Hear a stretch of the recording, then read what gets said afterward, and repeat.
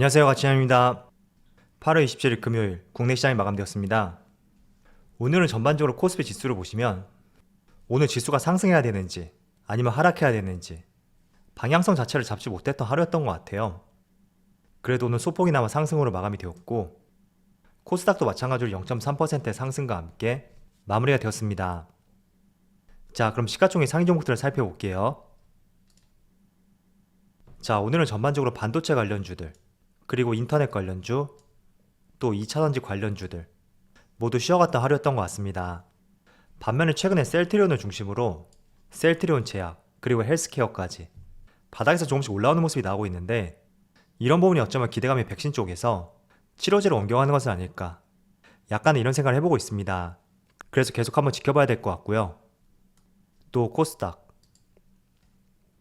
어제 게임주 중에서 카카오게임즈와 펄어비스 이 두 종목이 큰 상승이 나왔었는데 오늘은 좀 희비가 갈린 것 같습니다. 카카오게임즈는 5% 이상의 하락이 나왔고 펄어비스는 오늘도 상승이 나왔네요. 그리고 그 외 종목들은 여전히 약세 흐름을 보여주었습니다. 자, 그럼 수급을 한번 살펴보겠습니다. 먼저 코스피를 살펴보면 오늘도 외국인이 순매도를 보여주었지만 그래도 기관 쪽에서 많은 순매수가 들어왔고 그 때문에 지수가 조금은 반등을 보여주었다고 볼 수가 있습니다. 자, 그런데 거래대금이 상당히 많이 줄어들었죠. 지금 10조 초반을 가리키고 있는데 일반적으로 하루 거래대금이 15조를 전후로 해서 형성이 되고 있는 것을 고려해봤을 때는 굉장히 많이 줄었다고 볼 수가 있고, 그만큼 투자 심리가 많이 위축이 되었기 때문에 이렇게 저조한 거래대금이 발생이 되는 것 같습니다. 그리고 코스닥, 자, 코스닥도 기관과 외국인의 순매도가 나왔지만 5거래일 연속으로 상승이 나오고 있고 거래대금을 보더라도 코스피보다 오히려 더 많은 모습을 보여주고 있습니다. 그래서 확실히 지금과만 봤을 때는 코스피보다는 코스닥 쪽이 조금 더 낫다, 이렇게 보여지는 것 같네요. 그리고 삼성전자, 오늘도 역시나 외국인의 순매도가 나왔고 그래도 기관은 금융투자를 중심으로 매수 물량이 들어왔습니다. 그리고 오늘 좋은 모습을 보여주었던 셀트리온, 기관과 외국인의 동반 순매수가 들어왔고 지난 2주간의 수급을 살펴보더라도 기관과 외국인이 모두 매수 우위에 있네요. 그리고 최근에 연기금이 꾸준히 매수세를 보여주고 있습니다. 그래서 수급적인 측면은 확실히 좋은 것 같아요. 그리고 오랜만에 카카오 한번 볼게요. 카카오는 오늘 기관의 순매수가 들어왔고 외국인의 소폭의 순매도를 보여주었습니다. 그래도 마찬가지로 2주 동안의 수급을 살펴보면 기관과 외국인이 모두 매수 우위에 있고 다양한 기관 주체들이 다 매수 우위에 있는 것을 확인할 수가 있습니다. 그리고 최근에 리콜 이슈가 있었던 LG화학, 지난 25일날 외국인의 수급이 잠깐 들어왔었지만 다시 외국인과 기관이 동시에 순매도를 보여주면서 계속해서 빠져나가고 있는 모습이 나오고 있습니다. 자, 그럼 주체별 매매 동향에 대해서 살펴보도록 하겠습니다. 8월 27일 외국인이 가장 많이 매수한 종목은 셀트리온, 두산퓨얼셀, SK바이오사이언스, HMM, 바이오니아, 이렇게 5종목을 순매수 상위 종목 올렸습니다. 그리고 기관은 삼성전자, 크래프톤, 셀트리온, 카카오, 두산퓨얼셀, 이렇게 5종목을 순매수 상위 종목 올렸습니다.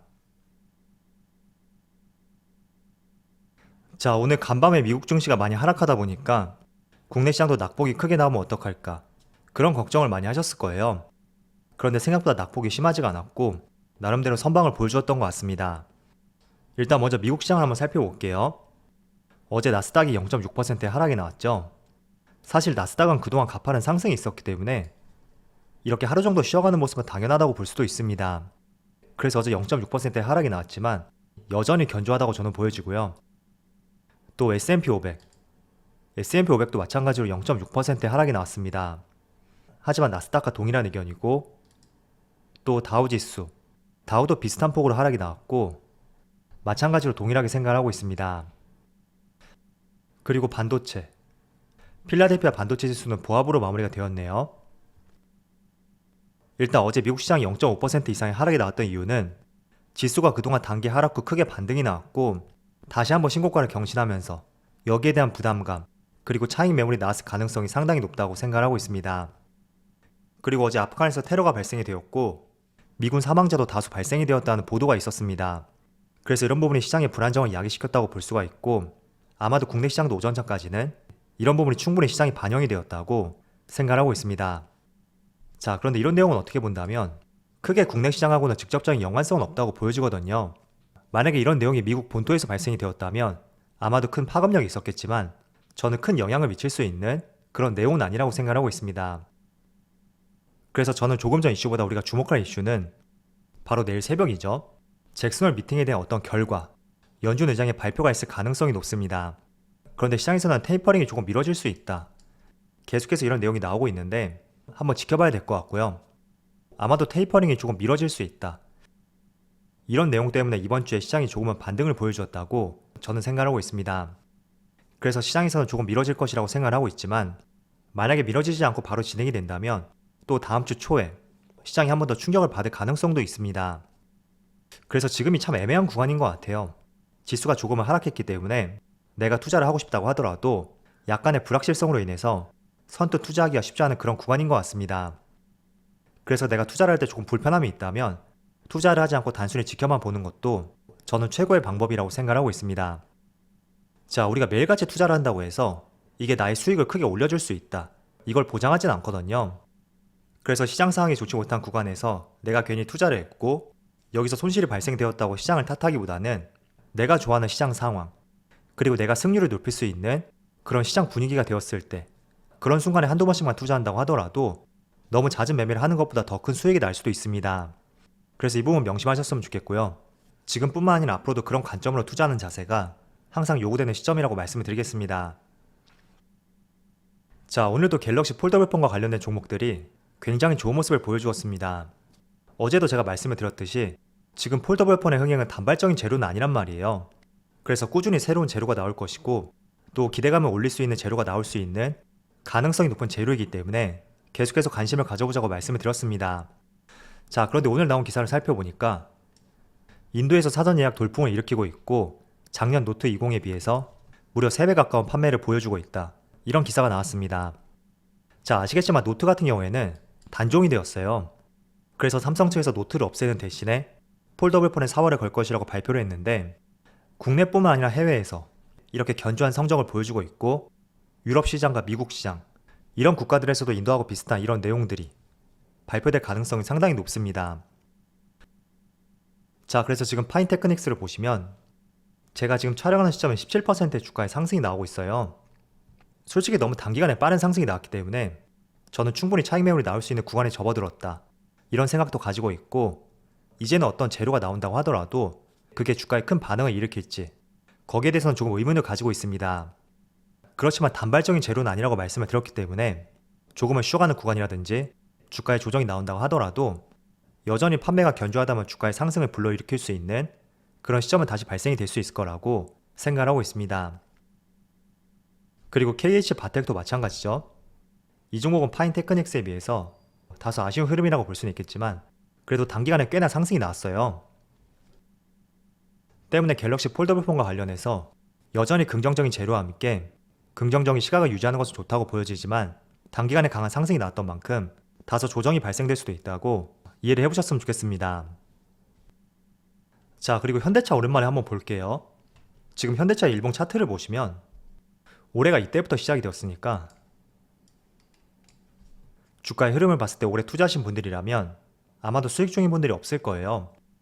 그래서 고속도로 한복판에 차가 꽉 막힌 듯한 그런 느낌이라고 지금 보여지는데 현대차뿐만 아니라 삼성전자, 그리고 현대모비스, 기아도 마찬가지고요. 이렇게 큰 대형주 중에서 1월달에 강한 상승이 나왔던 종목들이라면 대부분이 지금까지 쉬어가는 모습이 나오고 있습니다. 그리고 심리적인 저점이었던 21만원, 쌍바닥을 형성했던 이 당시인데 여기를 이탈하면서 조금 더 공포심리가 많이 조성이 되었다고 볼 수가 있습니다. 자, 그런데 현대차의 지난 10년간 주가하고 또 영업이익과의 관계를 한번 살펴보시면 올해 2분기 영업이익이 정확하게 2011년하고 12년 그리고 13년 이 당시의 위치까지 도달한 것을 확인할 수가 있습니다.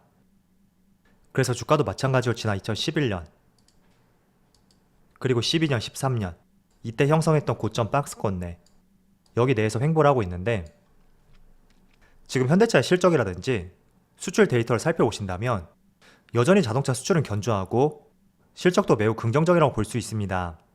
아울러서 최근에 환율도 상승하고 있는 만큼 수출하는 기업들에게는 조금 호전적인 내용이 될 수가 있고, 또 과거 2010년에서 2013년 이 당시 영업이익 수준까지 많이 올라왔고, 또 주가도 그 부분에서 횡보하고 있기 때문에 저는 아무리 주가가 많이 하락한다고 하더라도 여기서 하락할 폭은 크지 않다고 생각하고 있습니다. 그래서 오히려 박스권 내 하단까지 주가가 많이 밀려왔으니까 오히려 역으로 생각을 해서 현대차의 실적이 지금과 같이 견조하다면 오히려 저점에서 매수할 수 있는 위치라고 저는 판단을 하고 있습니다. 그래서 지난 봄에 형성을 했었던 쌍바닥을 깼기 때문에 주가가 앞으로 더 밀리면 어떡할까 그런 걱정이 많이 드실 텐데, 지난 10년간의 차트하고 영업이익의 관계, 이걸 보시면서 한번 판단을 해보세요. 지금 영업이익은 충분히 지난 10년 전하고 거의 유사한 수준까지 올라왔고, 주가도 마찬가지로 그 위치까지 올라왔습니다. 그래서 여기서 실적이 지난번처럼 이렇게 빠지지가 않는다면 주가도 더 이상 하락할 이유가 없거든요. 그래서 그런 면을 봤을 때는 오히려 지금이 저점 매수의 기회로서 반등을 노려볼 수 있지 않을까, 저는 이렇게 생각을 하고 있습니다. 그래서 지금 현대차가 움직이지 않았던 이유에 대해서는 삼성전자하고 마찬가지인 것 같아요. 지난 1월달에 오버슈팅이 나오면서 주가에 쉬어가는 기간이 길어졌고, 지금도 현재 진행형이라고 생각하고 있습니다. 그래서 언제까지 쉬어갈지는 저도 장담할 수는 없겠지만, 지금처럼 실적이 견조하다면 과거처럼 이렇게 주가가 하락하는 그런 경우는 발생되지 않을 거라고 말씀을 드리겠습니다. 자, 오늘도 다양한 이슈에 대해서 말씀을 드렸는데 다음 주면 벌써 9월달이 되더라고요. 자, 그런데 작년에도 그랬지만 통상적으로 추석과 설날을 앞둔 시점에는 지수가 지루하게 움직일 가능성이 상당히 높습니다. 그래서 다음 달에 투자 계획을 세워볼 때 추석 약 2주 전쯤, 그 시점부터는 보수적으로 매매하는 것이 좋을 수가 있으니까 미리 참조를 한번 말씀을 드리겠습니다. 이게 연휴 기간이 길어지다 보면 불확실성이 커질 수가 있고, 그로 인해 연휴 뒤에 투자를 하자 이런 심리들이 많이 발생이 되면서 거래대금도 줄 수가 있고 매물들이 많이 나올 수가 있습니다. 특히 이번 추석은 주말까지 포함해서 무려 5일이나 되더라고요. 그래서 이 부분 참조를 하셨으면 좋겠습니다. 자, 그럼 오늘 영상 여기서 마치도록 하고요. 언제나 여러분의 성공 투자를 기원하도록 하겠습니다. 감사합니다.